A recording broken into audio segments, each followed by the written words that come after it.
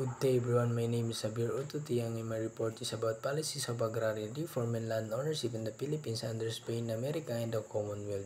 So let's proceed. So agrarian reform is essentially the rectification of the old system of agriculture, an important aspect of the Philippines economy because nearly half of the population is employed in the agricultural sector and most citizens live in rural areas.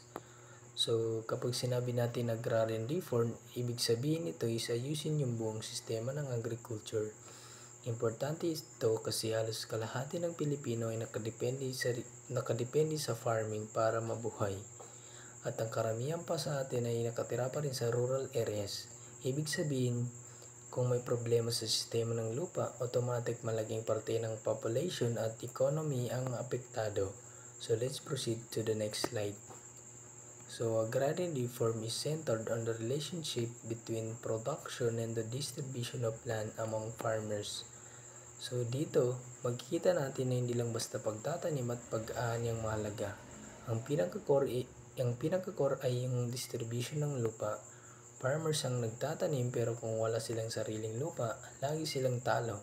Kaya ang agrarian reform, goal niya is gawing fair at balance ang production at distribution ng lupa. So next slide tayo. Through genuine and comprehensive agrarian reform, the Philippines would be able to gain more from its agricultural potential and uplift the Filipinos in agricultural sector who have been for the longest time suffering in poverty and discontent. Kung meron talagang genuine at comprehensive ang agrarian reform, mas mapapakinabangan natin ang agriculture. Hindi lang ito makakatulong sa economy, kundi pati sa mismong farmers na sila na matagal nang nagdurusa sa kahirapan ay ang mga hangatang buhay. Dito natin makikita ang totoong freedom at development ay nakatali sa lupa. So let's go to the next. So land ownership under the Spain. When the Spaniards colonized the country, they brought with them a system of pueblo agriculture, where rural communities often dispersed and scattered in nature were organized into a pueblo and given land to cultivate. So, sa panahon ng Spain, tinuro nila yung pueblo agriculture. Ibig sabihin, ito yung pinagsama-sama ang mga tao sa isang pueblo o bayan. Tapos binibigyan sila ng lupa na pwede nilang taniman. Pero take note, hindi talaga kanila yung lupa. Ang tunay na may-ari ay Spain pa rin. Farmers lang ang nagtatanim para sa kanila. So the next slide is the law of indice. Through the law of indice, the Spanish crown awarded tract of the land to religious orders, the military through repartamentos and encomenderos who managed the encomendia where Filipinos work and paid tribute. Ito naman yung law of the indice. Malalaking lupa ang binibigay sa simbahan sa military officers bilang reward at sa mga enkomendero. Ang enkomendya ay land grant na hawak ng enkomendero. Dito nagtratrabaho ang mga Pilipino at nagbabayad pa sila ng tributo or tax. Ibig sabihin, doble ang pasanin nila. Trabaho na nga, may bayad pa. So let's proceed to the hacienda system. So from this encomendia system, the hacienda system developed in 19th century, focusing on large estates for agricultural exports. So dito na lumabas ang hacienda system. Malalaking states lang ang nakasentro sa agricultural exports. Farmers dito naging tenants na lang. Nagtratrabaho sa lupa na hindi nila pagmamay-ari. Kaya lumakas ang hangarin ng mga Pilipino na magkaroon ng sariling lupa. Kaya para sa kanila, ang land ownership meant freedom. So let's go to the next slide. The Land Registration Law of 1860s.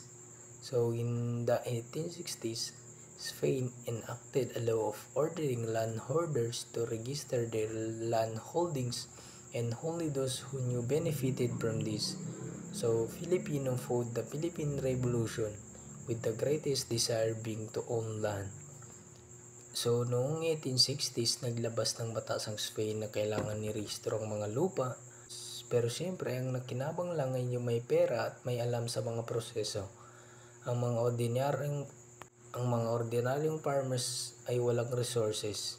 Kaya isa sa pinakaugat ng Philippine Revolution ay yung desire ng mga Pilipino na magkaroon ng sariling lupa. So next slide, the land ownership under the Americans. So the land ownership under the Americans, the Philippine Bill of 1902 allowed private individuals to own 16 hectares while corporation and Americans could own 1,024 hectares. So sa panahon ng Americans, mas naging unfair. Isang Filipino farmer, maximum 16 hectares lang ang pwede. Pero corporation at Americans umaabot na ng 1,024 hectares. Malinaw na imbalance. Maliit para sa farmers, sobrang laki naman sa mga foreigners at sa elites. So the next slide is the Land Registration Act. The Land Registration Act of 1902 introduced the torrent system to provide the legal proof of land ownership. Ang torrent system ay parang permanent title ng lupa. Maganda sana kasi may proof na legal ang pagmamay-ari. Pero problema, hindi lahat kaya mag-process dahil mahal at komplikado. Kaya ulit, mga mayayaman at elite lang ang nakinabang. Walang nakinabang sa mga farmers. So proceed tayo sa Homestead Program. So the Homestead Program of 1903 allowed tenants to acquire up to 16 hectares without support services. So dito nagkaroon ng Homestead Program para bigyan ng lupa ang tenants. Pero ang problema, lupa lang ang binigay, walang kasamang seeds, tools, o credit support. Kaya kahit may lupa, hirap pa rin ng mga farmers na magtagumpay. So next slide is effect of the program.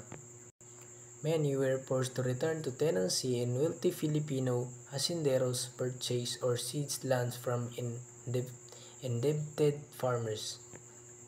So dahil walang support, maraming farmers ay bumalik sa pagiging tenants. Yung iba napilitan magbenta ng lupa sa mga hasyendero. Resulta, mas lumaki pa ang holding ng mayayaman at lalong lugmok ang mga mahihirap. So let's go to pheasant at pricing. So this led to pheasant uprising such as the Colorum and Sakdal uprising of 1935 in Central Luzon. So dito, dahil sa sobrang inequality, the farmers nag-alsa.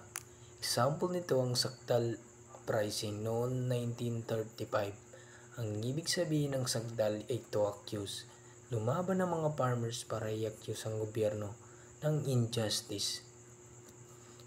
Isa sa mga demand nila ay equal land ownership at pagtanggal ng matataas na buwis. So next slide is the Commonwealth period. So the land ownership under the Commonwealth. So President Quezon introduced the social justice program to purchase haciendas and sell them to tenants. He also created NARIC and the Court of Industrial Relations to support farmers. So si President Quezon nagtry na solusyonan ng problema. Bumili ang gobyerno ng haciendas at inati-hati para ibenta sa tenants. Gumawa rin siya ng NARIC at Court of Industrial Relations para ipaglaban ang karapatan ng farmers. Pero kahit may ganitong programa, malakas pa rin ang landlords, kaya hindi pa rin totally nasusolusyonan ng problema. So let's proceed to Homestead Program under Commonwealth. The Homestead Program also continued through the National Land Settlement Administration or NLSA. So dito, nagpatuloy din ang Homestead Program sa ilalim ng NLSA. Ang goal ay ilipat ang mga tao sa Mindanao kung saan mas maraming lupa. Pero katulad ng dati, wala pa rin sapat na support services. Kaya hindi pa rin naging successful ang solusyon. Pero katulad ng dati, wala pa rin sapat na support services. Kaya hindi pa rin naging successful ang solusyon. So to summarize my report, mula pa sa panahon ng Spain, Amerika hanggang sa Commonwealth, makikita natin ng lagi may policies about agrarian reform pero karamihan ay pabor sa mga mayayaman at landlords. Farmers ang laging dehado. So, to summarize, mula pa sa panahon ng Spain, America hanggang sa Commonwealth, makikita natin na lagi may policies about agrarian reform, pero karamihan ay pabor pa rin sa mga mayayaman at landlords. Farmers ang laging diyahado. Kahit sila ang backbone ng agriculture, ibig sabihin ng agrarian reform ay hindi lang tungkol sa lupa, kundi tungkol din sa freedom, justice at tunay na development ng bansa. Hanggat walang genuine agrarian reform, mananatili ang kahirapan at inequality sa mga magsasaka. And that's in my report. Let's always remember, walang tunay na kaunlaran kung hindi kasama ang ating mga magsasaka. Thank you, class.